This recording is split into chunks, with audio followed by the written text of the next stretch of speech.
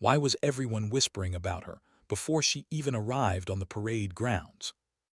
Cadet Maya Harkness could feel it, the way silence rippled ahead of her like a slow wave. The morning sun cut sharp lines across the Naval Academy's parade field, glinting off polished boots and silver pins. Somewhere behind her, gulls cried above the harbor. Ahead, an officer's shadow stretched long and black against the concrete. She adjusted the edge of her uniform cap and drew a steady breath. 3 years of discipline had taught her how to control that breath, how to bury nerves beneath precision. Her shoes aligned perfectly with the white stripe on the asphalt. Her chin stayed high. Her hands, though still, ached from the unconscious tension of holding everything together. She wasn't nervous about inspection. She was nervous about the lie. Because Maya Harkness wasn't just another cadet. She was the daughter of Fleet Admiral James Harkness, the man every officer in that courtyard revered as a living legend. But nobody here knew that. They knew only Cadet Maya Clark, quiet, efficient, top of her class. She had enlisted under her mother's maiden name, determined to carve her own path without the weight of her father's rank pressing behind her every move. She could still remember his words the night before she left home. "Earn it yourself. Don't ever let the uniform be borrowed pride." That sentence had become a mantra, carved somewhere between her ribs and her pulse. "Attention on deck." The command snapped through the air like a whip. Every cadet stiffened. Boots struck the pavement in perfect unison. Maya's heart gave one heavy thud against her sternum, then steadied itself into rhythm. Lieutenant Edward Hayes strode across the grounds, his voice cutting cleanly through the morning haze. "Inspection at 800 hours. Colonel Mitchell will be overseeing today's evaluation." Maya felt the smallest shift of unease. Mitchell. The name alone could dry your throat. He was known across the academy for his merciless precision, every wrinkle, every scuff, every deviation noted and punished. Rumor said he once failed an entire company because one cadet's shoelace was tied unevenly. But that wasn't what tightened Maya's chest. It was something else, something back in her quarters. In the bottom drawer of her locker sat a leather bag. Inside that bag was her father's ceremonial sidearm, a gold-inlaid Navy Colt that had belonged to 3 generations of Harkness officers, and a sealed envelope containing his speech for tomorrow's memorial ceremony. A speech that included declassified details from the Pacific Campaign, the same battle that had defined her father's legacy. He couldn't attend in person. The surgery had gone well, but he was still recovering. So he had trusted her, his daughter, the cadet, to represent the family.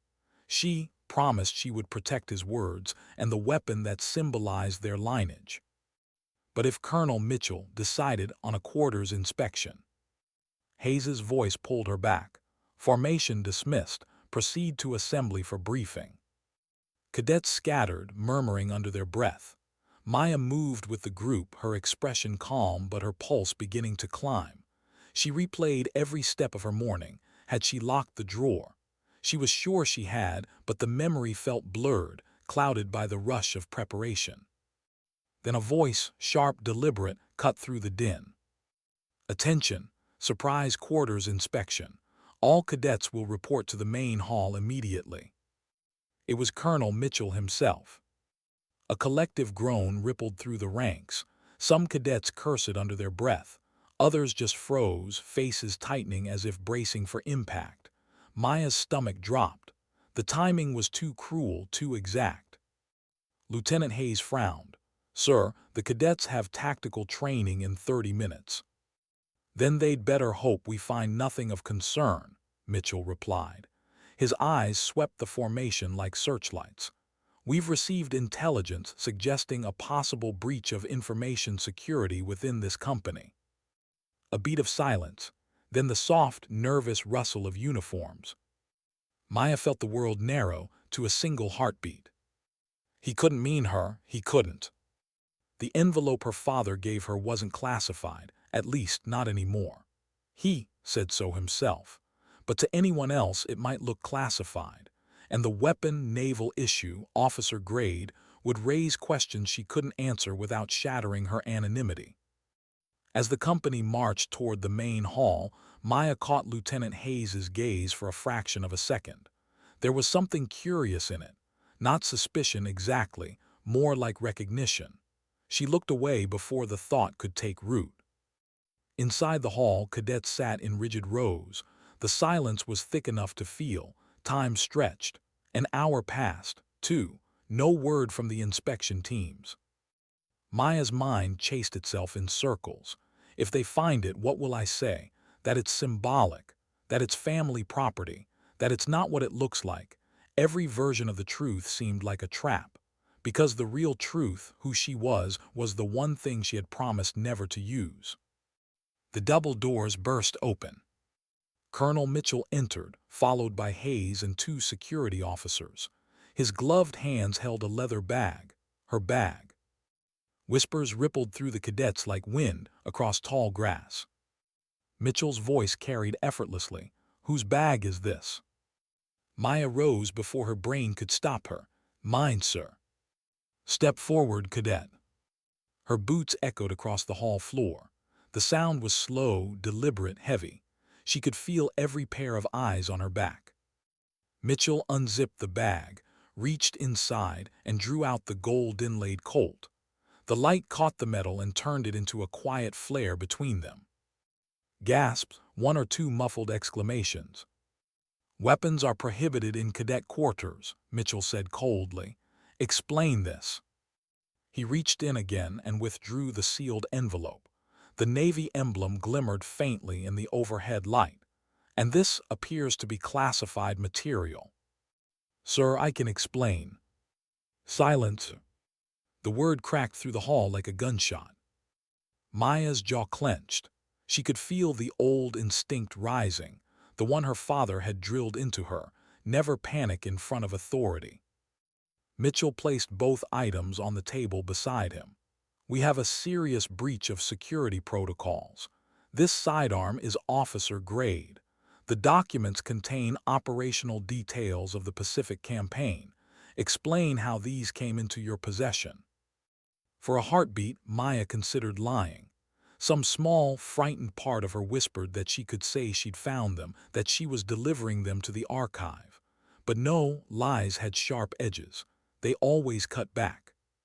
She opened her mouth, but another voice interrupted.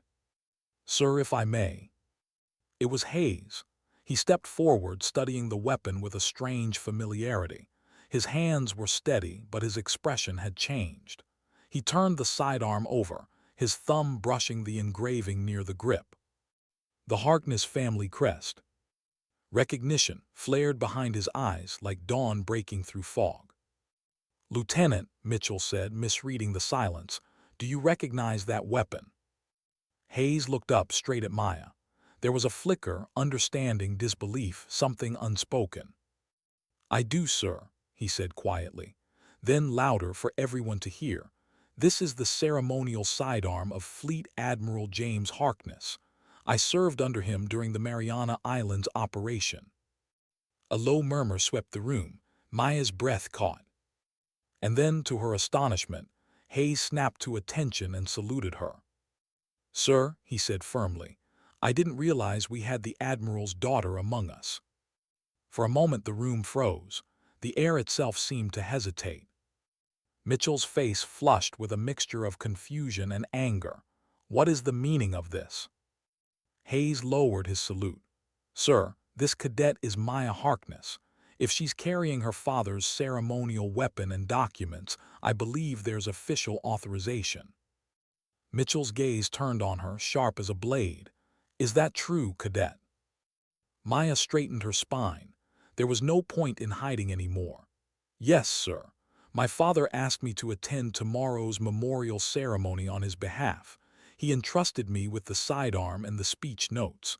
The operational details are declassified for the event." "Then why conceal your identity?" "I wanted to earn my place, sir, not my father's." For a moment the tension shifted. She could feel the weight of the room tilt slightly, the judgment softening in some faces, but not in Mitchell. "Convenient explanation," he said. Except for one thing, these documents include current fleet positions. Maya blinked. That's impossible, sir. Lieutenant Hayes, Mitchell snapped. Verify. Hayes unfolded the papers, scanning the lines with trained eyes. She's right, most of this is historical, but he paused, frowning. This appendix contains active deployment coordinates. Mitchell seized the papers. A serious breach indeed. Whether intentional or not, you've compromised classified operations. Maya's voice broke through, raw with disbelief. My father would never. Your father isn't above suspicion, Mitchell cut her off. Security protocols apply to everyone, even fleet admirals. The accusation hung in the air like smoke. Around her, cadets shifted uneasily. The whispers began again, softer this time, like the hiss of an incoming tide. Maya stood very still, her throat tight, her mind spiraling. Someone had tampered with those documents. They had to have. But who? Across the room, Hayes caught her eye again. There was something in his expression she hadn't seen before, a warning. This wasn't just about her anymore. Whatever had been planted in those papers was meant to do more than expose her secret. It was meant to destroy her father's reputation. And deep down, Maya understood. She'd stepped into a battle that had started long before she arrived at this academy. What happens when the truth you swore to protect becomes the weapon used against you? Maya couldn't shake that thought as she stood outside the command office hours later, the corridor lights casting a pale sheen on the polished floor. Her uniform collar felt tighter than usual, the fabric pressing against her throat. Every sound seemed louder, the soft hum of the air system, the echo of boots on tile, the faint creak of the door as it opened. Cadet Harkness, a voice called. She stepped inside. The room was dim, lit mostly by the glow of a large digital display on the far wall. Tactical maps, fleet schematics, lines and coordinates shifting in soft blue. The scent of coffee and metal lingered. At the center stood Admiral Cushing, an older man whose presence commanded silence more effectively than any shout. He didn't look at her right away. Beside him, Lieutenant Hayes waited, hands behind his back, expression unreadable. Colonel Mitchell paced behind them like a man who'd already decided the verdict. At ease, Cushing said finally. His voice was rough with years of command. Sit. She obeyed, though every muscle in her body resisted the idea of appearing small. Mitchell began, his tone clipped. The documents found in Cadet Harkness's possession contain both historical and current fleet deployment information. Our preliminary analysis confirms an unauthorized update was made within the last 48 hours. Maya kept her eyes forward. Sir, those documents were sealed when my father gave them to me. If something was added, it happened after I received them. Mitchell's brow tightened. You expect us to believe someone tampered with an admiral's speech notes under your watch? No, sir, I expect you to verify it. Hayes glanced sideways, just the faintest twitch of admiration.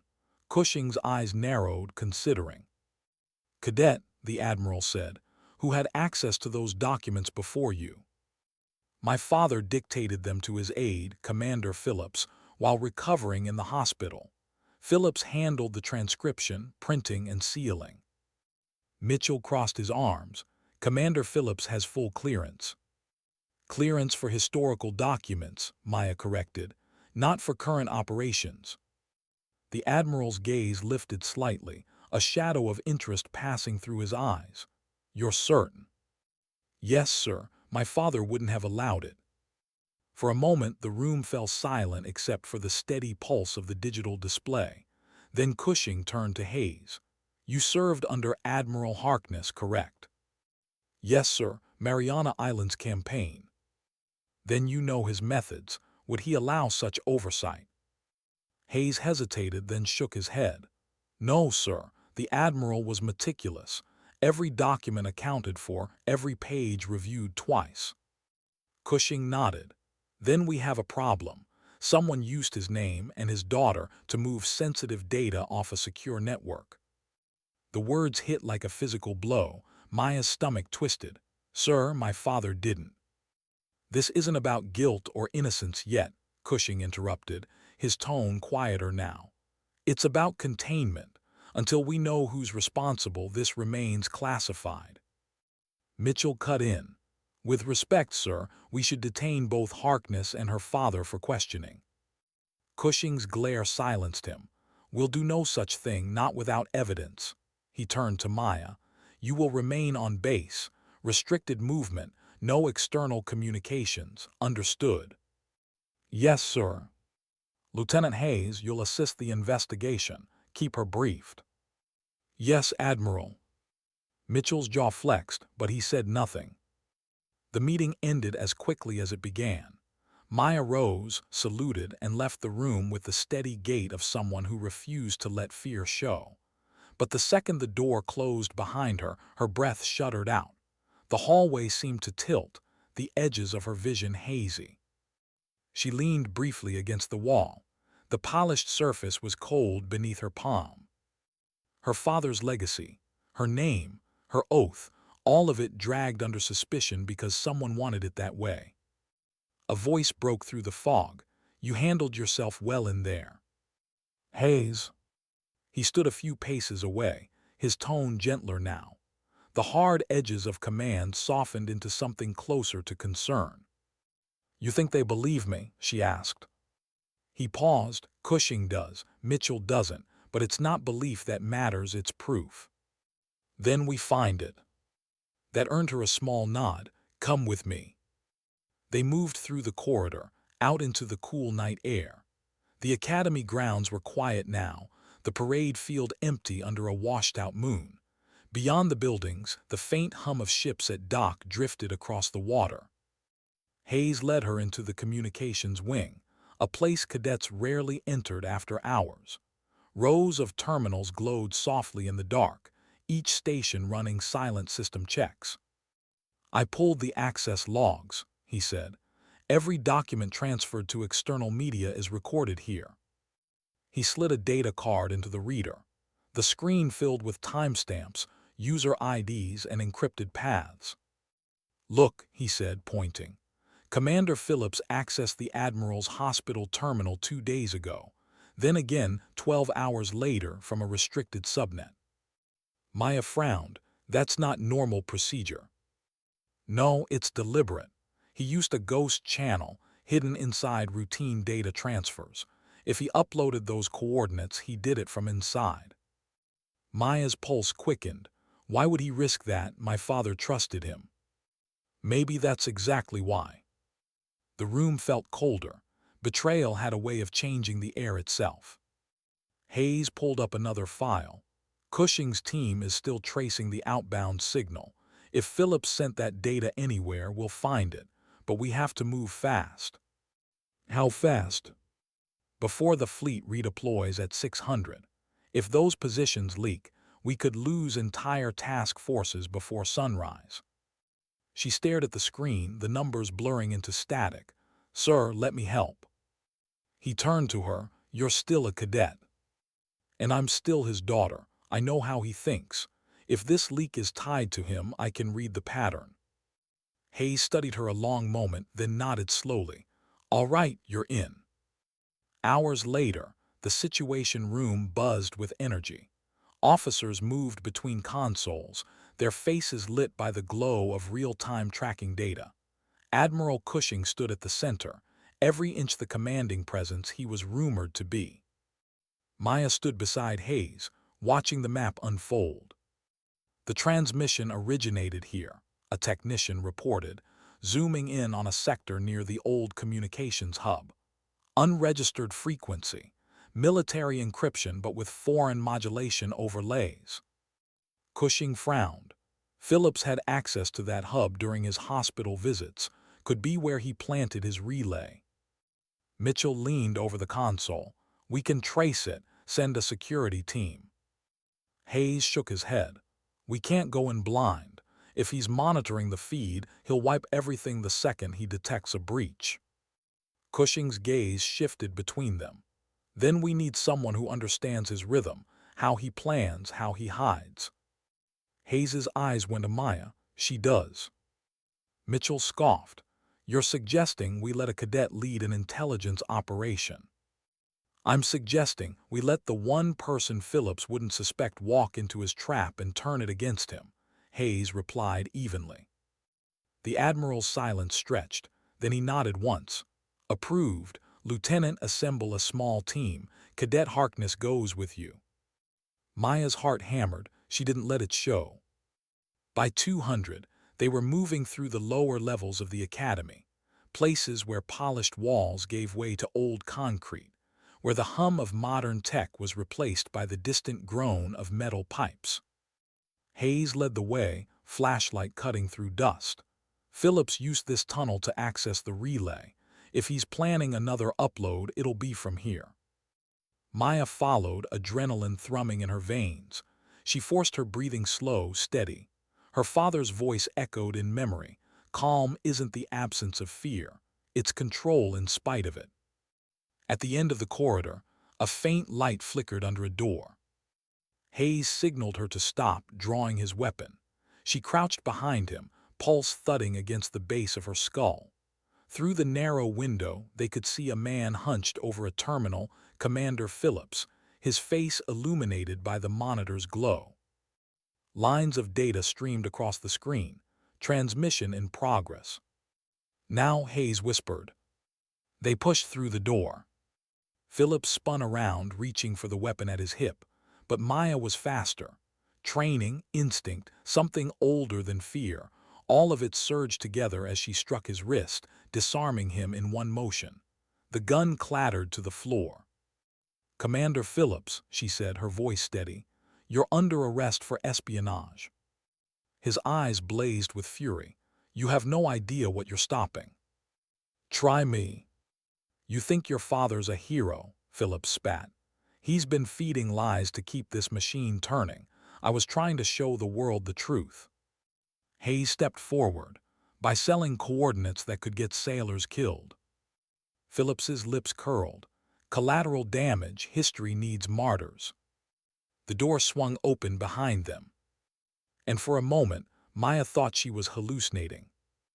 Because standing there, pale, gaunt, but unmistakably real, was her father. Admiral James Harkness. He wore his uniform, though his posture bore the stiffness of recovery. Beside him stood Admiral Cushing and a silent line of armed security. Stand down, Harkness said. His voice carried a weight that silenced even the hum of electronics. Phillips froze. The Admiral stepped forward, eyes locked on his former aide. You disappoint me, Commander, deeply. Maya couldn't move, couldn't speak. All she could do was watch as her father approached the terminal, glanced at the data, and gave a quiet nod to Cushing. Secure it, he ordered. Phillips's expression cracked, confusion flooding through rage. You knew. Yes, Harkness replied. This operation was a controlled leak.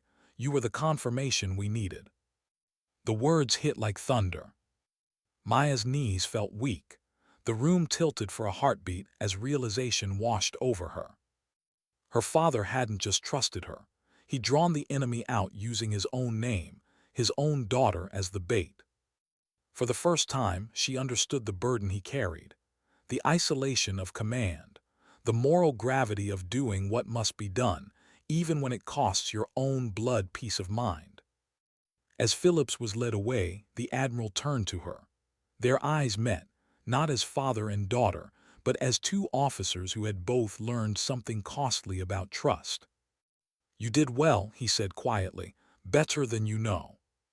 And though the room buzzed with motion, orders shouted, systems shutting down, all she could hear was her heartbeat slowing, the sound of her breath finally returning. Outside, dawn was breaking over the harbor, painting the ships in pale gold.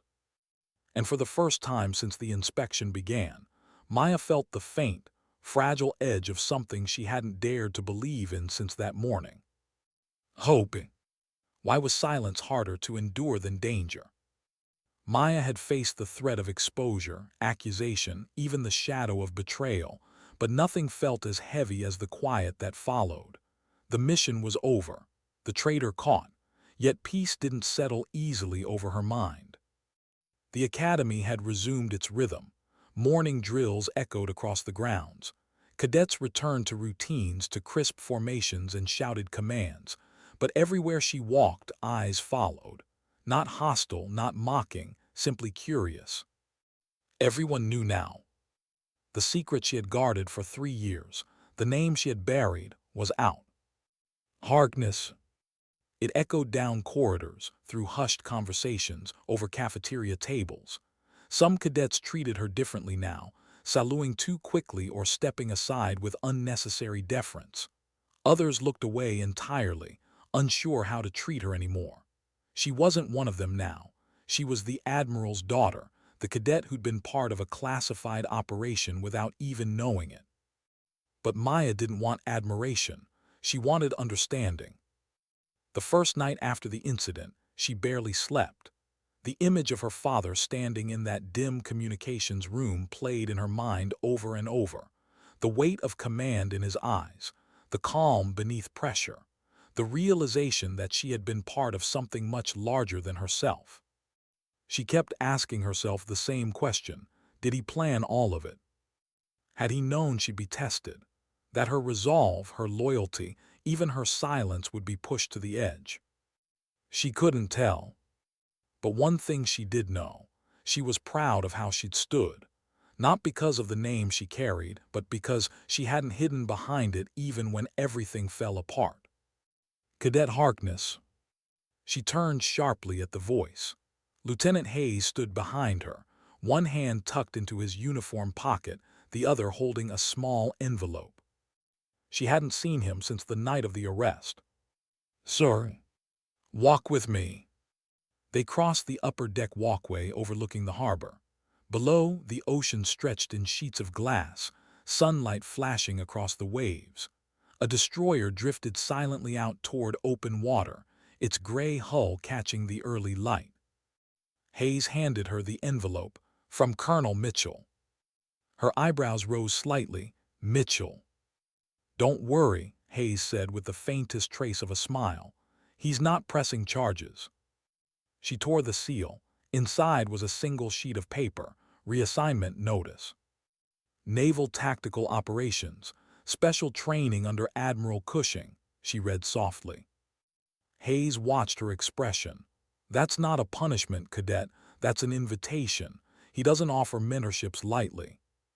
She folded the paper carefully. "I thought I was still under investigation." "You were. Now you're under evaluation."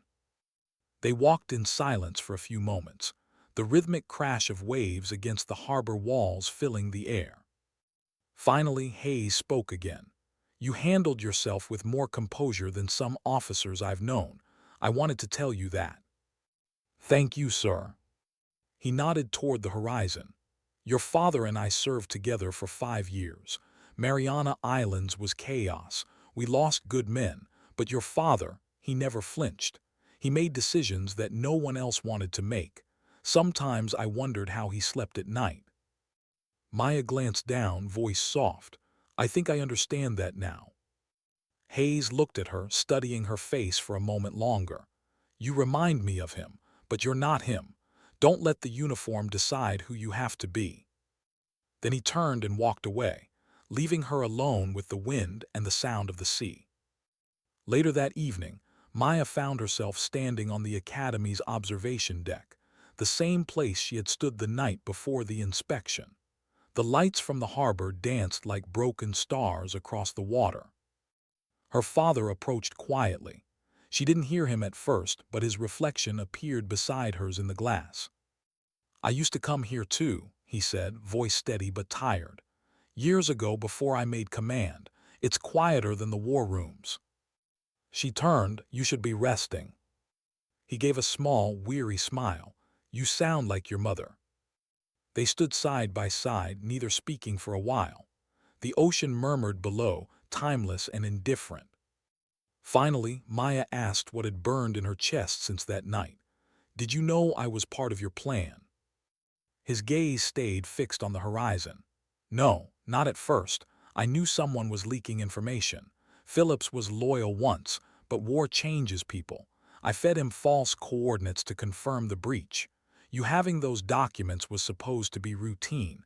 I didn't know Mitchell would order that inspection." "Would you have stopped it if you did?" He sighed. "Probably not. Sometimes truth only surfaces under pressure, and you needed to see what that feels like, to stand alone, to make choices with no assurance that anyone believes you." "That wasn't training," she said quietly.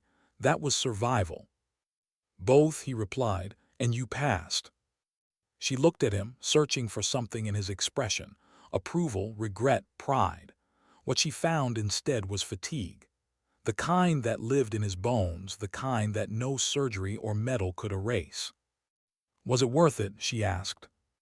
He hesitated. "If Phillips had succeeded, hundreds of sailors could have died. If you hadn't acted, if you'd panicked, maybe more. So yes, it was worth it, but not at your expense." He turned toward her fully now, his eyes softer. "You earned your place, Maya, not by bloodline, by choice." She swallowed hard, forcing the words through the lump in her throat. "I didn't want them to know who I was. I didn't want anyone to think I didn't deserve to be here." "Let them think what they want," he said quietly. "The sea doesn't care what name you carry. It only knows who stands steady when the wind rises." His hand came to rest briefly on her shoulder, heavy and warm. Then he left her there, staring out at the fading horizon. Weeks passed, training resumed. But everything felt different now. Maya's reassignment meant longer hours, higher expectations, and no anonymity. Under Admiral Cushing's watch, she was pushed harder than ever: strategic simulations, crisis command drills, tactical assessments. Every mistake dissected, every decision questioned. She didn't mind, she welcomed it. Pressure, she'd learned, wasn't the enemy, it was the forge. Still, late at night when the halls were quiet, her mind wandered back to the moment Hayes had saluted her. The shock in his eyes, the weight of that recognition. It hadn't been pride she felt then. It was fear, the fear that everything she'd worked for might be rewritten by one gesture. She fought her whole life to prove she wasn't her father's shadow. And now, the only thing that kept her moving was the belief that someday she'd cast her own. During an evening simulation, Cushing stood behind her chair as she directed a mock search and rescue operation. "Too cautious," he said when she hesitated over an order. "With respect, sir, calculated caution prevents casualties. Calculated hesitation loses lives." His tone wasn't harsh, but it carried the weight of experience. "You can't command with fear in your spine. Trust the math, trust your instinct, but above all, trust the people you lead, even if they fail you." She didn't respond immediately. Her fingers hovered over the console. She thought of Phillips, of trust broken. Finally, she gave the order. The simulated rescue succeeded, but just barely. Cushing studied her. "You see, sometimes you can't wait for certainty. Command is about faith under fire." When the session ended, he walked with her down the hall. "You have your father's steadiness," he said almost absently, "but your mother's conscience, don't lose either." That night she wrote in her journal, a habit she'd inherited from her mother, who had never served but had fought her own quieter wars at home. "I understand now that strength isn't the absence of doubt. It's choosing to act even when the doubt stays." She closed the notebook, placed it in her drawer, and lay back, staring at the ceiling until sleep found her. Days turned to weeks. The academy's rhythm became hers again, though the whispers eventually faded. By the time the memorial ceremony arrived, her name had become just another story, half rumor, half respect. Maya stood in full dress uniform beside the flag-draped podium. The crowd gathered across the parade field: officers, cadets, families of fallen sailors. Her father sat in the front row, his face calm but pale from recovery. When her turn came to speak, she walked to the microphone, the sealed copy of his speech in hand. But as she looked out over the faces, some grieving, some proud, she realized she couldn't just read his words. She folded the paper quietly and spoke her own. My father once told me that service is measured not by recognition, but by the quiet moments no one sees, the choices you make when no one's watching. I didn't understand that until recently. I thought honor was something you were given, but it's not. It's something you earn, one decision at a time. Her voice wavered just slightly on the last line. And sometimes dignity doesn't speak, it simply acts. When she stepped down, her father rose slowly and saluted her. Not as a father to his daughter, but as one officer to another.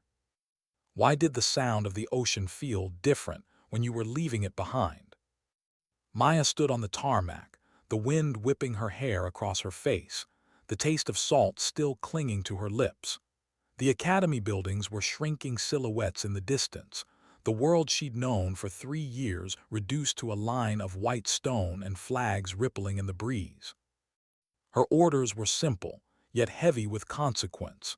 Temporary assignment to the Naval Strategic Operations Command, a 3-week rotation designed to evaluate cadet performance in active mission analysis.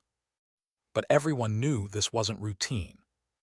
No one got called straight from training into operations, especially not cadets. This was Admiral Cushing's doing. Maybe her father's influence, maybe not. Either way, the weight of expectation pressed against her shoulders like another layer of armor. She boarded the transport craft with 2 junior officers she didn't know. The engines roared to life, and the ocean began to fall away beneath them. As clouds swallowed the coastline, Maya stared out the window and wondered if she was ready for what waited beyond the horizon, or if readiness was just another illusion soldiers told themselves before the real fear began. Welcome to Forward Command Delta. The voice belonged to Commander Ren Aikta, head of tactical response for the Pacific Fleet's surveillance wing. He was sharp, compact, and spoke with the precision of a man who had memorized every procedure written since the first naval code. The command room buzzed with subdued intensity. Screens glowed with live satellite feeds, data streams, and encrypted comms. Technicians murmured into headsets, their voices clipped and steady. The smell of machine oil and coffee filled the air. Aikta handed her a digital tablet. You'll be working on threat assessment for maritime interference along Sector 9 Alpha. You'll coordinate with Intelligence Division and cross-check anomalies. Yes, sir. He eyed her for a moment. You're Admiral Harkness's daughter. She kept her posture straight. Yes, sir, but I'm here as Cadet Harkness. A small smile tugged at the corner of his mouth. We'll see which one shows up. She nodded once, choosing silence over defense. Over the next 48 hours, Maya immersed herself in data, patterns, transmissions, route deviations. The work was grueling, precise, and oddly calming. Numbers didn't judge. They didn't whisper. But by the 3rd night, a strange pattern emerged in the logs. A small cargo vessel flagged for maintenance had been pinging from multiple coordinates hundreds of miles apart. Impossible movement, as if 2 ships shared the same transponder code. She zoomed in on the feed.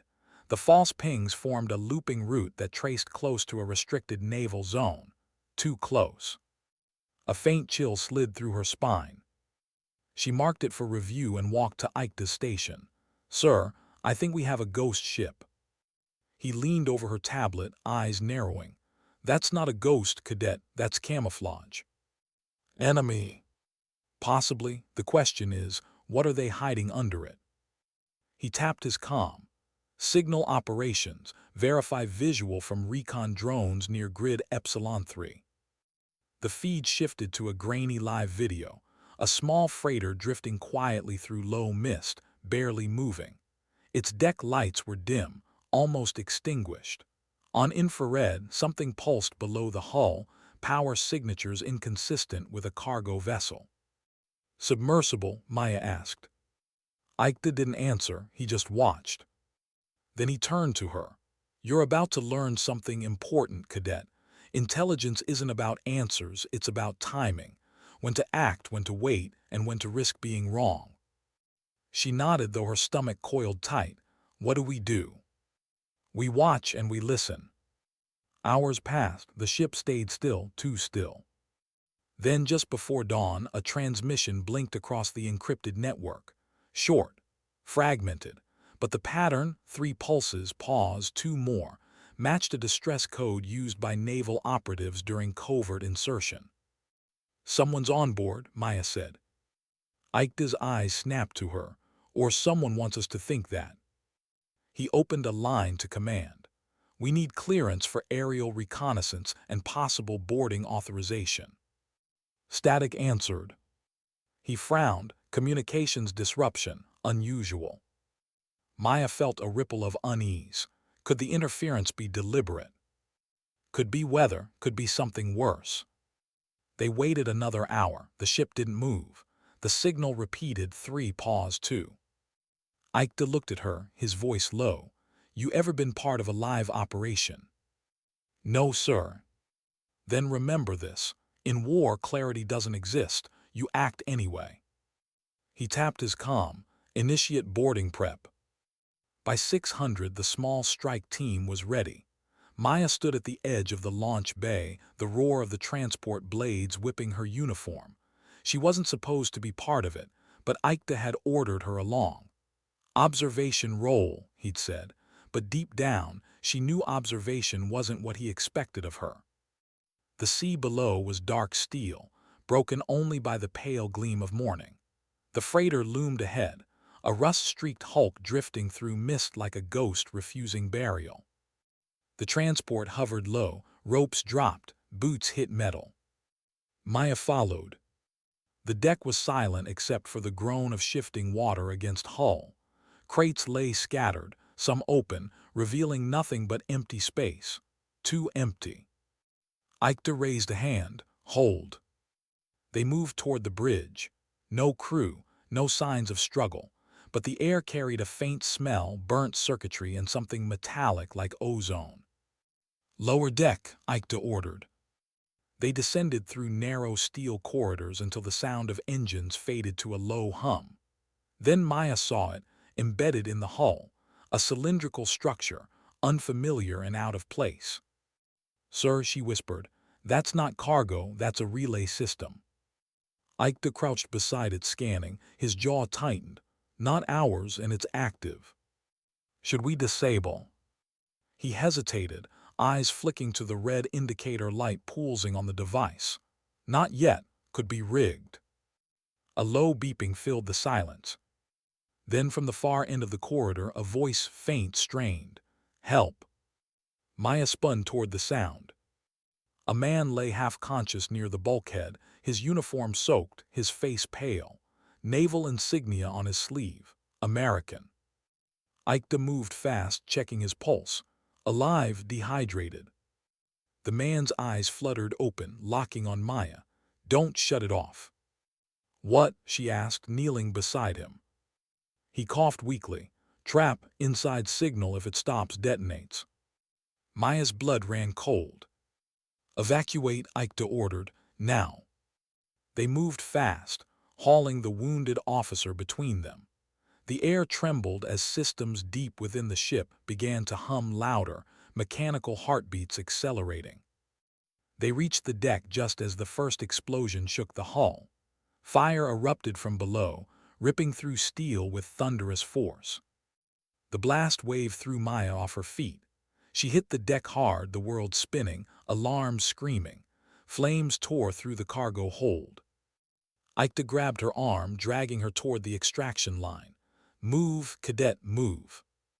She staggered upright, adrenaline cutting through pain. Another explosion rocked the stern, sending debris into the sea. They leapt for the rope line just as the freighter's midsection split apart, molten fire swallowing its center. The extraction craft lurched upward, the roar of destruction chasing them into the sky. From above, Maya watched the ship sink beneath plumes of black smoke, pieces of it vanishing into the churning waves.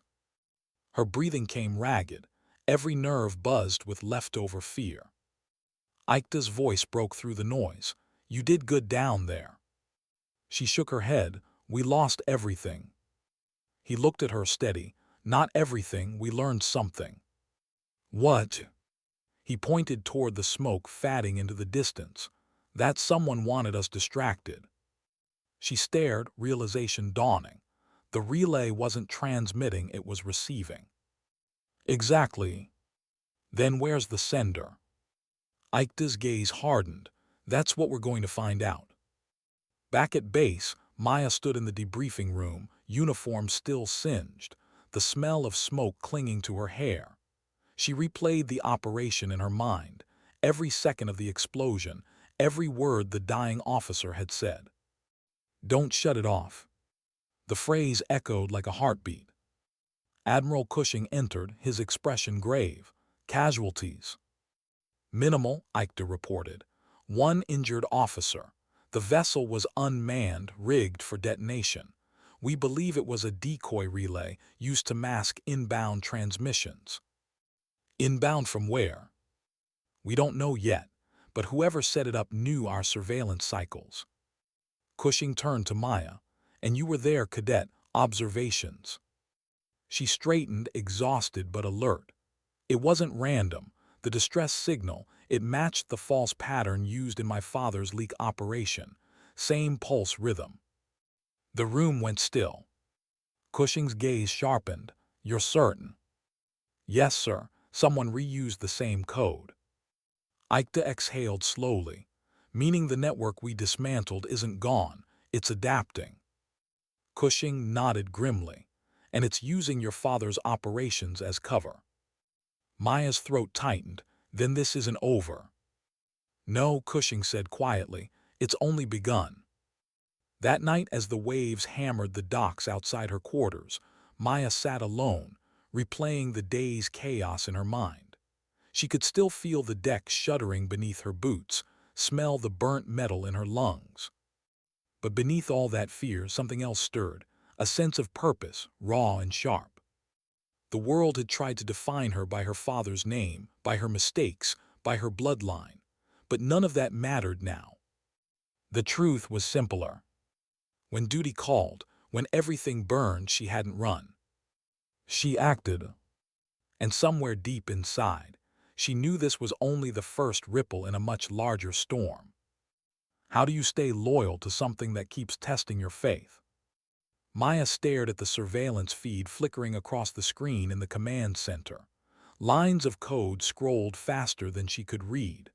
The hum of machines filled the silence around her, a steady, artificial heartbeat. It had been 3 days since the explosion aboard the freighter. 3 days since she'd watched the sea swallow the evidence whole. And in those 3 days, the ripples hadn't stopped. Data leaks, communication anomalies, small, quiet distortions in the network that hinted at something large moving beneath the surface, something patient, deliberate, unseen. But what kept her awake at night wasn't the threat itself. It was the echo she couldn't shake, the signal pattern. 3 pulses, pause 2. Her father's code. It didn't make sense. That encryption sequence was decommissioned years ago, retired after his intelligence sting operation was completed. No one should have had access. Unless someone close to him did. Unless someone he trusted still did. She felt the thought like a wound she couldn't close. The door hissed open. Commander Ikta entered, carrying a data slate and the weight of too many unanswered questions. "Cadet," he said, voice calm but clipped, "we've got something." She rose from her station. "What kind of something?" He set the slate on the console, cross-referencing the destroyed vessel's signal frequency with naval archives. "We found a match." Maya's pulse quickened. "A match?" Ikta nodded grimly. The transmission came from a secure channel once registered under Admiral James Harkness. Her breath caught. "That's not possible." "I didn't say it was active. The channel was decommissioned 8 years ago, but someone reactivated it using dormant credentials." She swallowed. which means someone inside the system has access to my father's encryption keys. Exactly, which means this leak didn't die with Phillips, it just went deeper underground. Ikeda leaned closer. Cushing, convening a review board in 48 hours. They're going to question your father again. She stared at the floor, jaw tightening. He just recovered from surgery.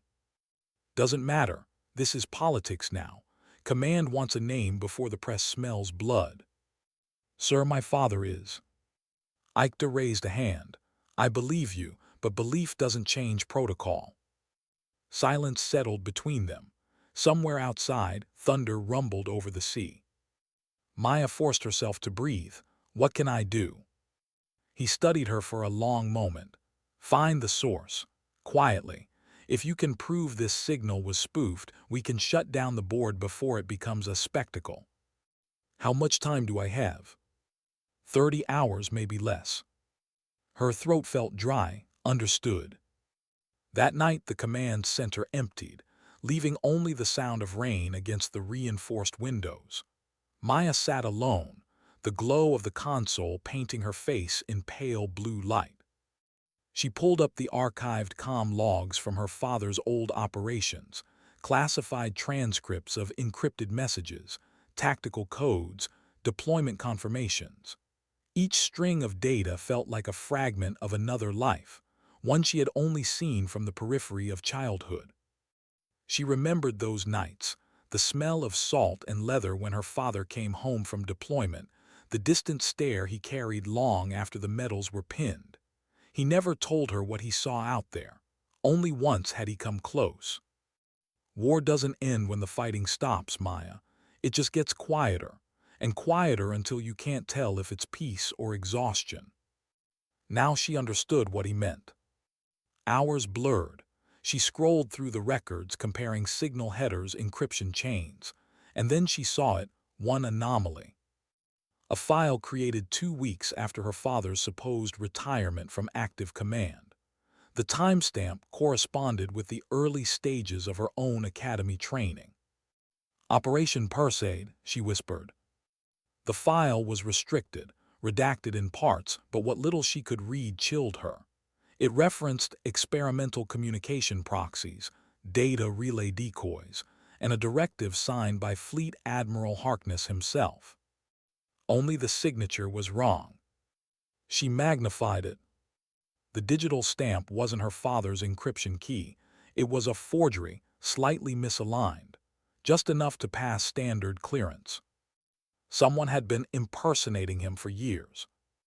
By morning, she had the full trail. The forgeries linked back to an anonymous relay account buried inside the Naval Archive system, disguised as a dormant test server. The IP chain rerouted through 6 internal nodes before disappearing off-grid. She needed clearance to access it, and there was only one person who could authorize that. Admiral Cushing. Maya found him in the briefing room reviewing operation reports with Ikeda. His eyes lifted as she entered. Cadet. Sir, I need to show you something. He motioned for her to continue. She projected the data onto the main screen, lines of code, authentication trails, signature mismatches. This file chain proves that the Admiral's credentials were duplicated. Whoever's running this operation has been using his clearance to mask data transfers. Ikeda leaned in, scanning the display. That would explain the recurring signal patterns. They're replicating his encryption cycles to stay invisible. Cushing's expression darkened. How sure are you? 87%, sir, Maya replied. But I need deeper access to confirm. Level 6 clearance. That's top command only. I know. He studied her. If you're wrong, you'll be breaching classified infrastructure.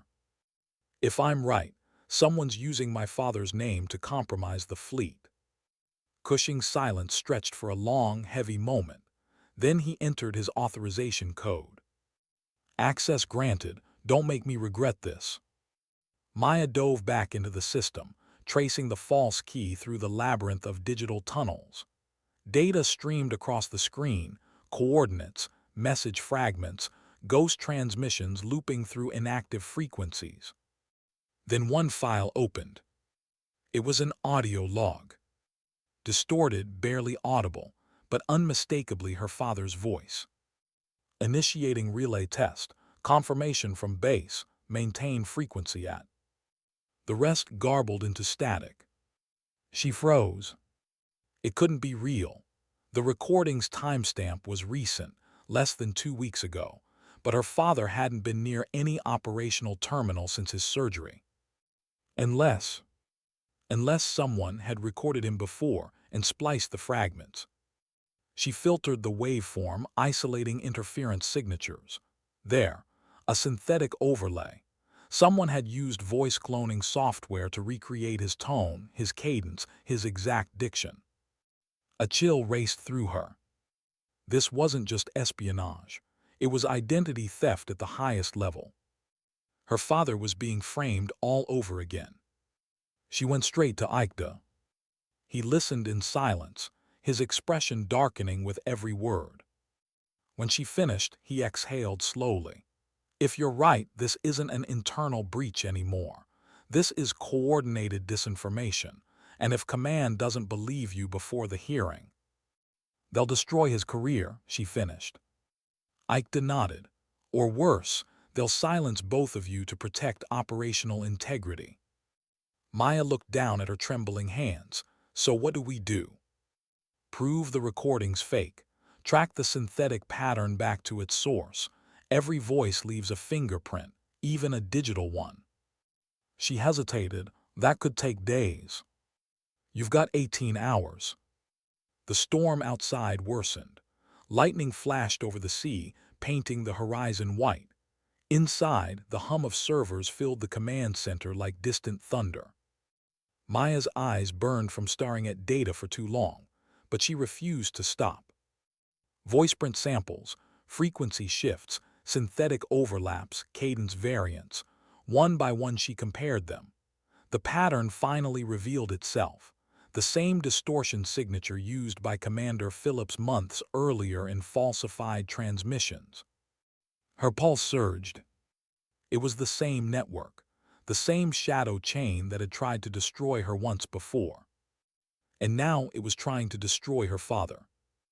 At dawn, she walked into Admiral Cushing's office, rain still dripping from her coat. He looked up from the report he was reading. Tell me you have something. I do, sir. The audio log's a fake. The waveform matches the synthetic overlays used in Phillips's transmissions. The leak network's still active. Cushing's eyes narrowed. Can you trace it? I can, but I'll need to access a restricted archive node, the one marked Perseid. The Admiral stiffened. That project's sealed. Then unseal it. Sir, the same encryption line links Perseid's decoy communications to the false Harkness logs. It's all connected. He stood, jaw tight. You're suggesting someone inside Command revived a black ops network to manipulate operational data. Yes, sir, and they're hiding behind my father's signature. Cushing stared at her, his expression unreadable. Then he nodded once. Do it, quietly. You have 12 hours before the review board convenes. Maya left the office with her heart pounding. The path ahead was clear, but the cost of walking it would be high. If she succeeded, she'd clear her father's name. If she failed, she'd expose classified systems and destroy her career. The old words returned, the ones he'd spoken to her years ago. Courage isn't knowing you'll win, Maya. It's standing where you must, even when you're afraid you won't. She understood them now. This wasn't about duty anymore. It was about truth. And the price of carrying a name that meant both honor and burden. That night, as the rain subsided and the wind eased, she prepared to enter the sealed archive. Her reflection stared back from the dark screen, a mix of exhaustion and resolve. For the first time, she didn't see the Admiral's daughter. She saw herself. And somewhere deep inside, beneath fear and fatigue, she felt the faint, steady hum of something stronger than orders or lineage. Conviction. How far would you go to protect the truth when the truth could destroy everything you love? Maya asked herself that question as the elevator descended into the restricted levels beneath command.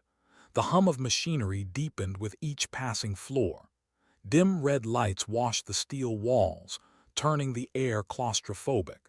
Her security badge felt heavier than usual against her chest. 12 hours until the review board. 12 hours to prove her father wasn't a traitor. The sealed archive, Project Perseid, had been classified for over a decade. Even among high-ranking officers, few knew what it contained. Cushing's authorization had opened the door, but only barely. The rest would depend on her. When the elevator stopped, she stepped into silence. The corridor ahead was lined with reinforced glass panels, motion sensors glowing faintly at the base of each frame. Beyond the glass, server towers rising like metallic trees, their blinking lights casting ripples of color across the floor. Her voice-activated key confirmed her clearance. The final lock clicked. She was inside. The archive room was colder than she expected. The air smelled faintly of ozone and metal polish. Every surface reflected the sterile light from the ceiling, giving the impression of infinite space. She connected her console to the primary data core. A holographic interface shimmered to life, bathing her face in pale blue.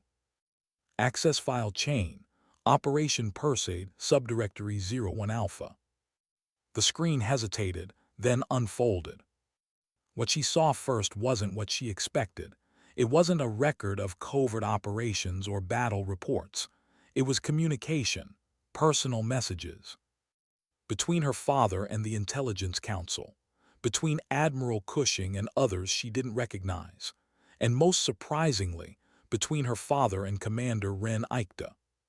She froze. Her mentor.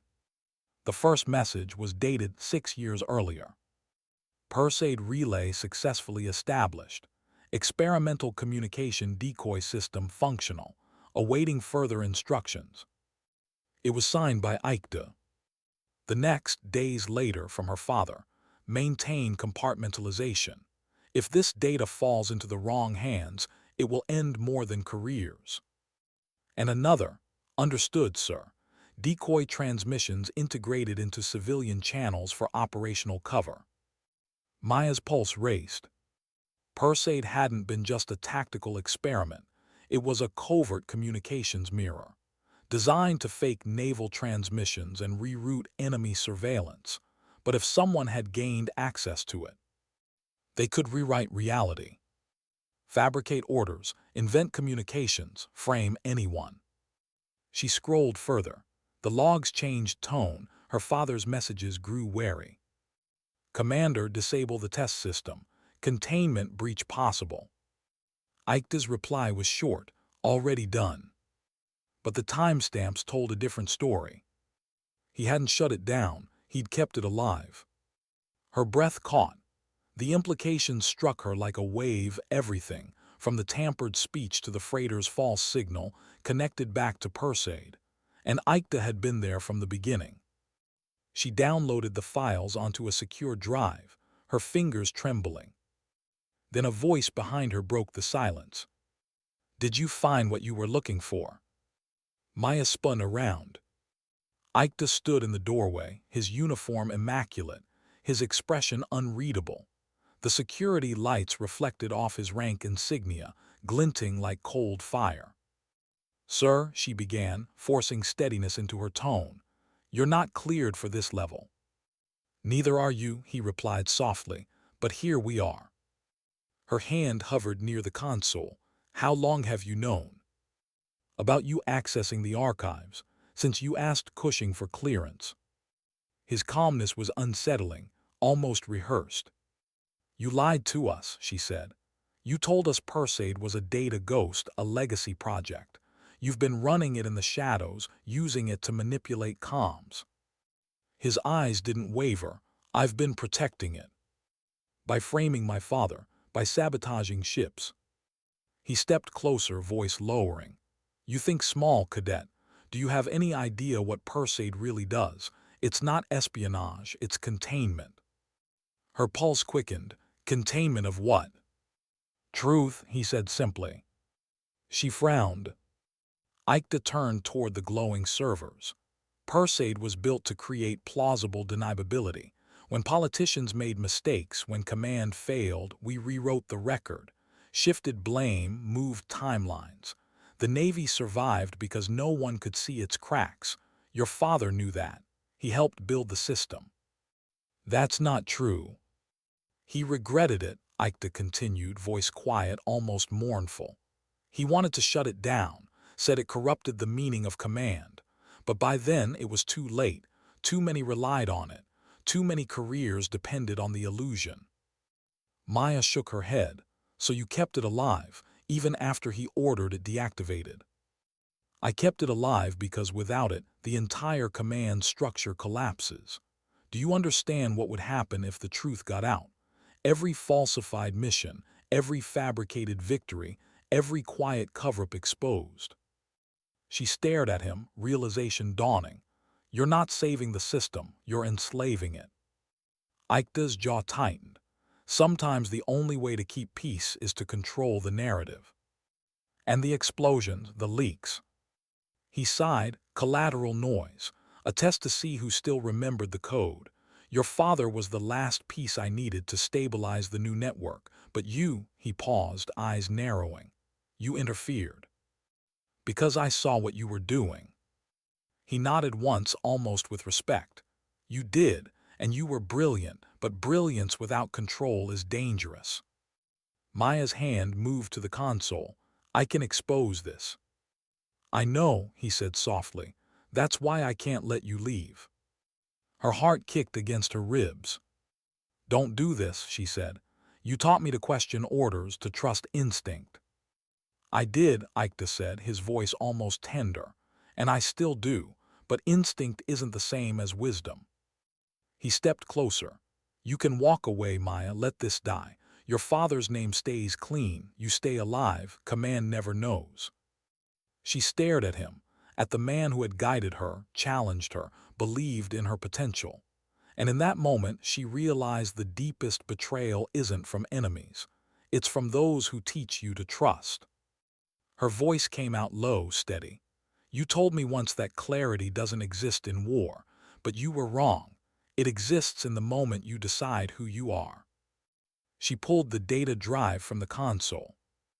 Ikeda moved faster than she expected, stepping forward, hand outstretched. Don't.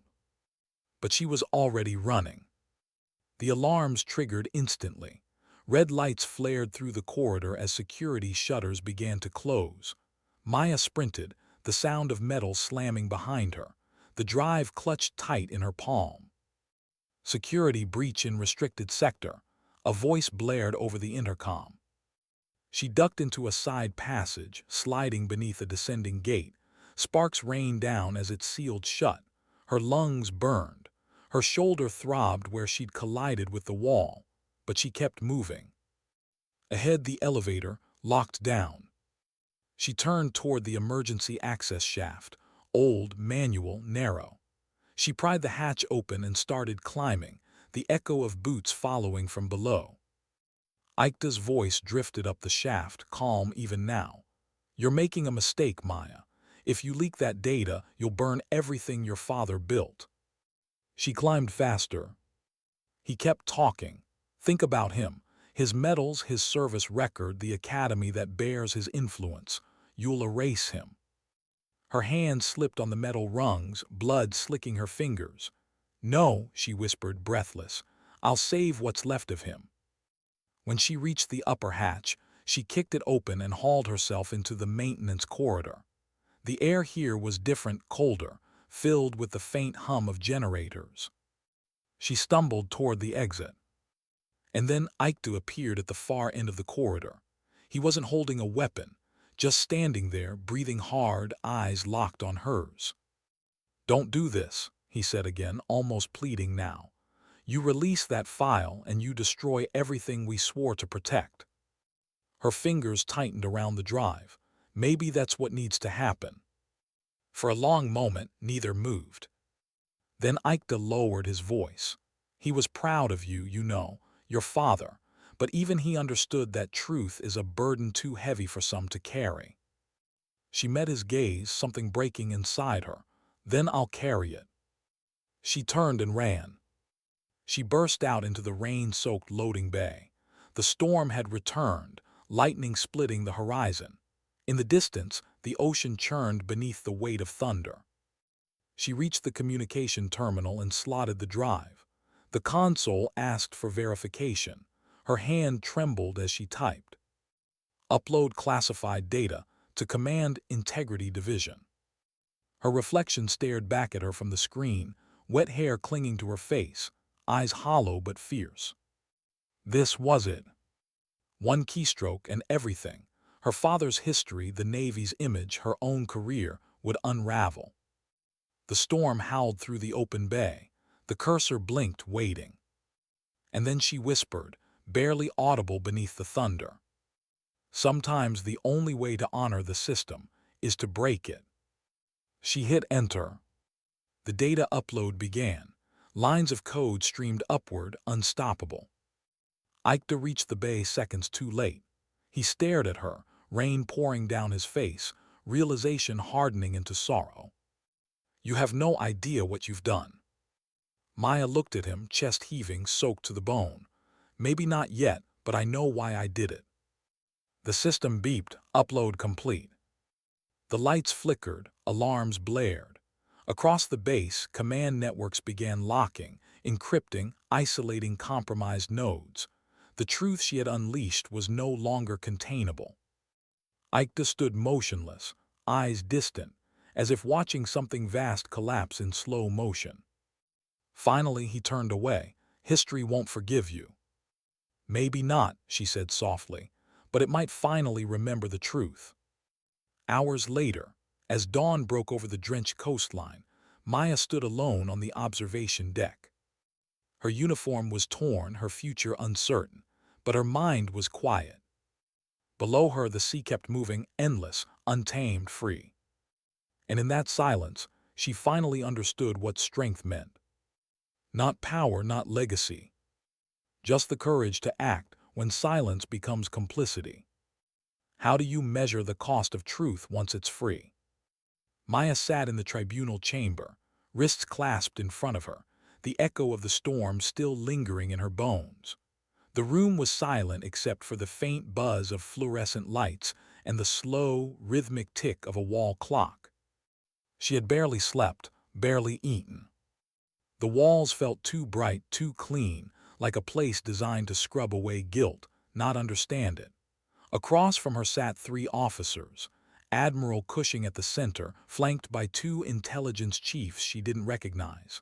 Beside them stood a recorder, typing every word. Lieutenant Hayes was there too, standing quietly at the back of the room. His expression was unreadable, but his presence steadied her. At the far end, her father, Fleet Admiral James Harkness. He looked older now, the faint lines of recovery deepened by something heavier, disappointment, worry, grief. His uniform was perfect, but his eyes were tired. The tribunal began.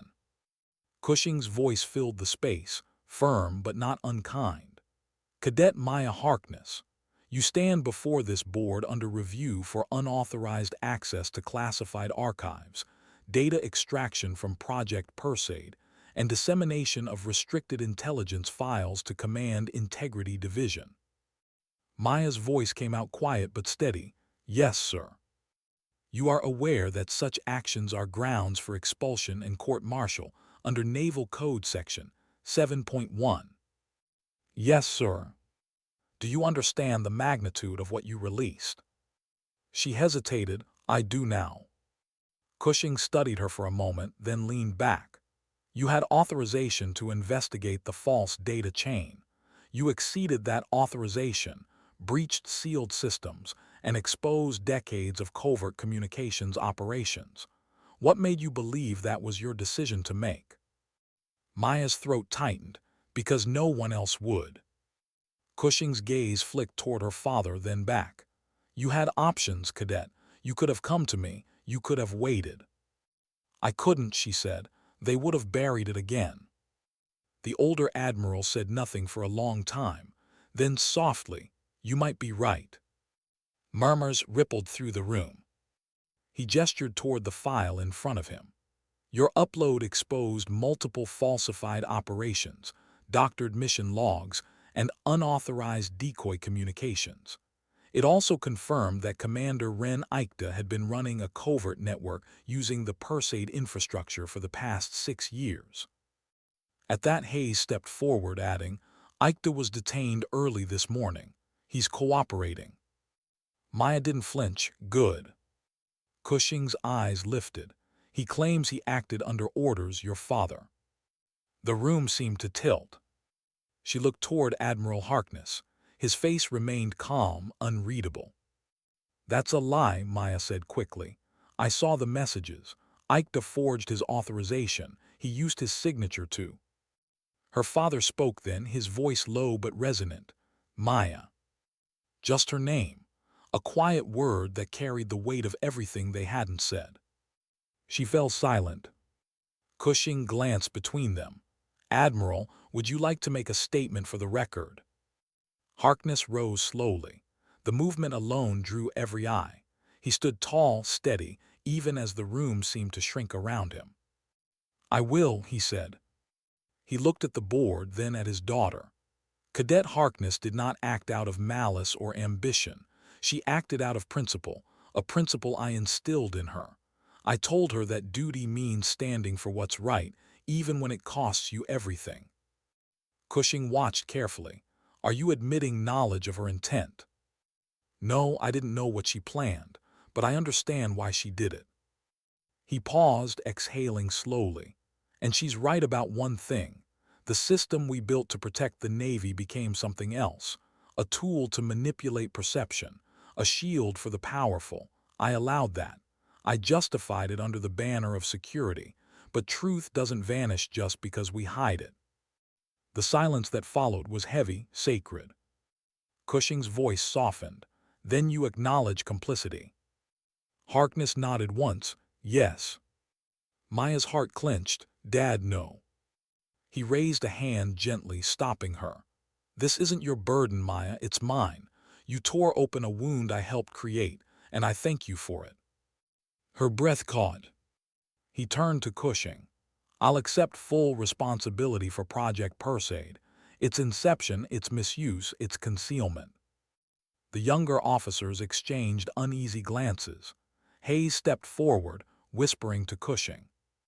But the old Admiral just sighed, rubbing his temples. "Fleet Admiral Harkness, do you understand what that admission entails?" "Yes." "Command review, suspension, possibly court inquiry." "So be it." The words hung there, final, immovable. Maya wanted to speak, to defend him, to tell them it wasn't his fault. But she couldn't. He was doing what he'd always done, standing between his people and the storm. Only this time she was the storm. The tribunal recessed for deliberation. The chamber emptied slowly. Maya remained seated, numb. Her father approached quietly, his cane tapping against the polished floor. When he stopped in front of her, she finally met his eyes. "Why would you take the blame?" she whispered. He smiled faintly. "Because the truth isn't about who's guilty, Maya. It's about who can afford to bear it." "That's not fair." "No," he said gently, "but it's necessary." She shook her head, tears stinging her eyes. "I didn't want this." "I know." "Then why does it hurt like I failed you?" "Because you didn't fail me," he said quietly. "You became everything I hoped you'd be, strong enough to do what I couldn't." The words hit harder than any accusation could. He rested a hand on her shoulder. "Whatever happens next, don't let this define you. The world will try, but you're more than the weight of your choices." She swallowed hard. "I wish I believed that." "You will." He turned to leave, but she reached out. "Dad." He paused. "I'm sorry." He looked back, eyes soft. "Never apologize for doing the right thing." When the tribunal reconvened, the decision came quickly. Admiral Cushing's expression was unreadable as he read the ruling aloud. Cadet Maya Harkness, this board recognizes that while your actions violated security protocol, they exposed systemic corruption and operational abuse within the Perseid network. Your actions, though unauthorized, prevented further compromise of naval communications and safeguarded operational integrity. Maya blinked. Cushing continued. Effective immediately, your disciplinary review is suspended. You will, however, resign your cadet commission pending reevaluation. Her breath caught. Resign.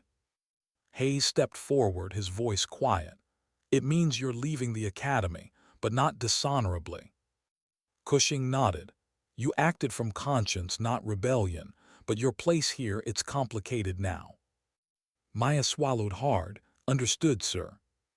Cushing's gaze softened. For what it's worth, cadet, you reminded this institution what honor actually means. That night, the academy grounds were silent. Maya walked alone across the parade field where it had all begun, the same ground where she'd once stood for inspection, hiding the weight of her father's name. Now she wasn't hiding anything. Her uniform felt heavier, the wind colder. The lights from the harbor shimmered in the distance, faint and fragile. She stopped at the memorial statue, an iron figure of a sailor saluting the horizon. The inscription below read, "For those who stood when silence was easier." She touched the cold metal. It felt like both an ending and a beginning. Behind her, footsteps approached. Hayes. He stopped beside her, hands in his pockets, gaze on the water. They've reassigned me to command integrity, he said.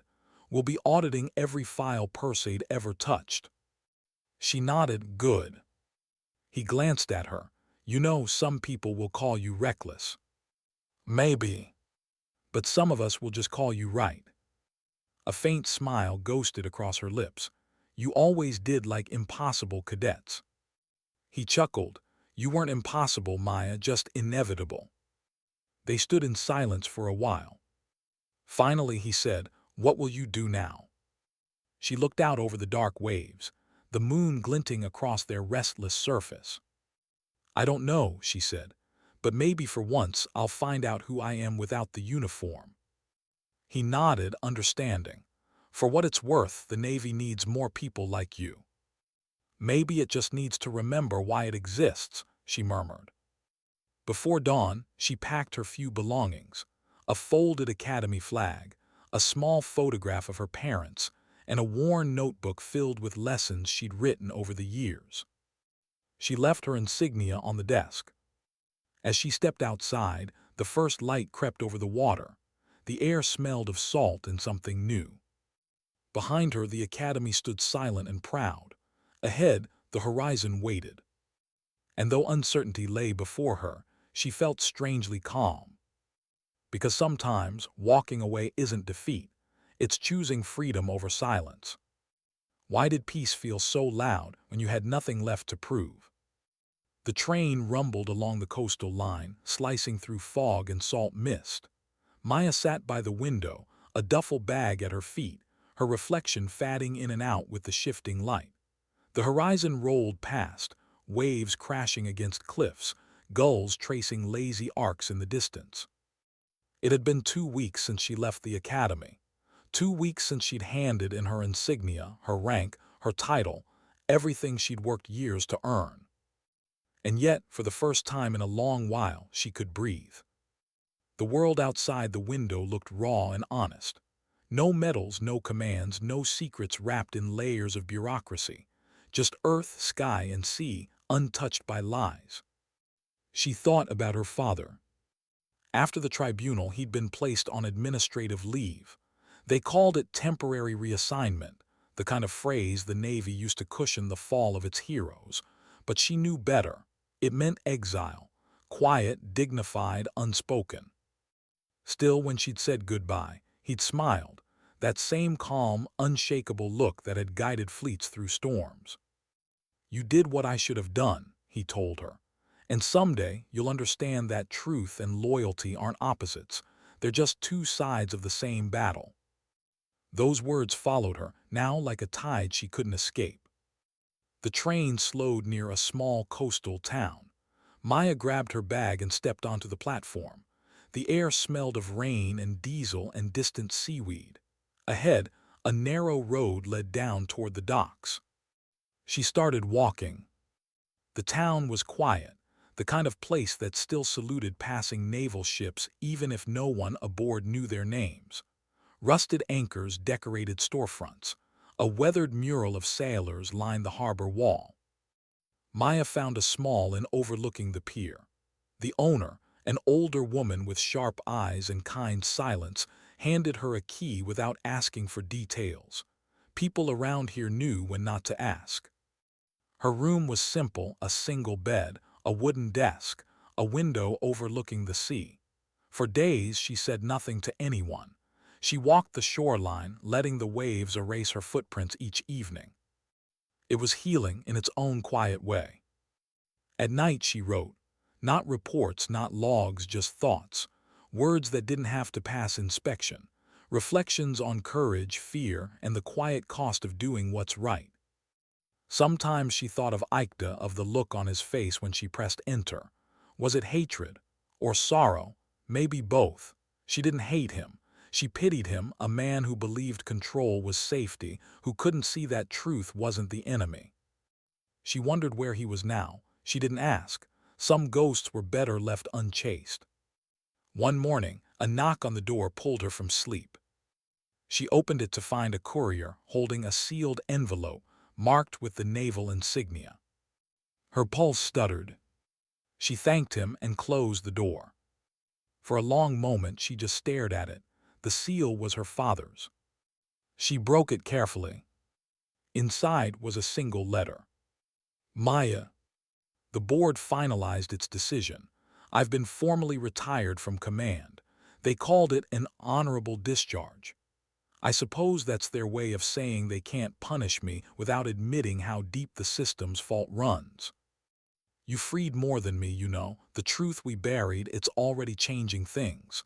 Officers are coming forward. Records are being corrected. Command is quieter these days, the right kind of quiet. I want you to stop wondering if you did the right thing. You did. You just did it too soon for a world still learning to listen. I'm proud of you not for being a soldier but for being something rarer, honest. Find peace, Maya, wherever that takes you. Dad. Her hands trembled as she folded the letter. For a moment, all she could do was sit there, silent, still, listening to the distant crash of the tide outside her window. Weeks passed. The rhythm of life settled into something simple. She helped at the docks, loading crates, charting weather patterns, mending old equipment. The work was humble but real. There was no hierarchy, no command, no deception, just effort and outcome. Sometimes sailors recognized her name. Some whispered, others nodded quietly and kept working. She didn't explain, she didn't need to. Every so often she'd receive letters from Hayes, short, factual, but kind. The investigations were ongoing. Cushing was leading reform, transparency councils, internal audits. The Navy was changing slowly, painfully. He never said it outright, but she could read between the lines. They were trying to build something cleaner on the ruins she'd exposed. One line stood out in his last message. Your father's words are being studied in ethics courses now. You both changed more than you realize. She smiled faintly when she read that. Change didn't come with applause. It came quietly, one truth at a time. On a gray morning, Maya walked the breakwater path stretching into the sea. Wind whipped through her hair, tangling it against her face. The water was restless, the kind of day her father used to call honest weather.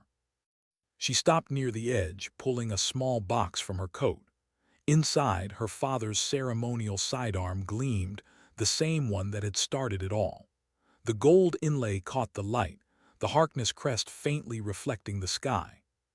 For a long moment, she just stared at it. That weapon had been a symbol of legacy, of history, of everything she thought she had to live up to. Now it was just metal, beautiful, heavy, unnecessary. She knelt, letting the box rest against the rocks. "This belonged to men who led wars," she said quietly, "but maybe it's time it belonged to peace." She closed it, securing the latch. Then, with a slow breath, she pushed it into the sea. It sank beneath the surface without a splash. The waves closed over it like a curtain drawing shut on an old story. She watched until the ripples disappeared. That evening, as the sun set behind the harbor, she sat on the pier watching ships drift toward the horizon. Civilian, naval, merchant, all moving in quiet coordination, each a small reflection of something larger. She took out her notebook and began to write, her voice forming softly in her mind, as if she were narrating her own memory. Maybe the hardest part about truth isn't finding it, it's living with it once you do. People think courage is loud, that it shouts and commands and breaks the silence. But real courage, it's quiet. It whispers. It keeps walking when everyone else turns away. She paused, looking up at the horizon where sea met sky. "My father once said that loyalty and honesty were the same thing seen from different sides of a storm. I didn't understand him then. I do now. Because sometimes, to stay loyal to what's right, you have to betray what's comfortable." The pen hovered for a moment, then moved again. "Maybe I'm not a soldier anymore. Maybe I never was. Maybe I'm something smaller, or maybe something freer." She closed the notebook, setting it beside her. The air smelled like salt and rust and renewal. Behind her, the faint hum of an approaching vehicle reached her ears. A black Navy transport stopped near the pier. A man stepped out, uniform crisp, posture familiar. "Hayes." He walked toward her, the corners of his mouth lifting slightly. "I figured I'd find you here," he said. She didn't rise, just smiled faintly. "Did command send you to bring me back?" He shook his head. "No, command sent me to offer you a choice." She raised an eyebrow. "A choice?" He handed her a sealed folder. The insignia was different this time. Not naval intelligence, but humanitarian operations division. They're forming a new branch. Civil-military liaison, post-conflict restoration, transparency oversight. They want someone who knows what happens when truth gets buried. She looked at him. "They want me to come back. They want you to lead." The wind tugged at her hair as she stared at the folder. For a long time she didn't speak. Then she smiled softly. "I'll think about it." Hayes chuckled. "You always do." He turned to leave, but she called out, "Hayes." He looked back. "Thank you," she said, "for believing me when no one else did." He nodded. "It was never about belief, Maya. It was about knowing the difference between noise and signal." She watched him go until the vehicle disappeared down the road. Then she turned back toward the sea. The sun dipped lower, painting the water in molten gold. The horizon glowed like an open door. She picked up her notebook one last time and wrote a single line. "Sometimes dignity doesn't speak, it simply acts." Then she closed it, standing as the wind rose around her, steady, unyielding, alive. The sea stretched endlessly before her, wild and free. And for the first time, so was she.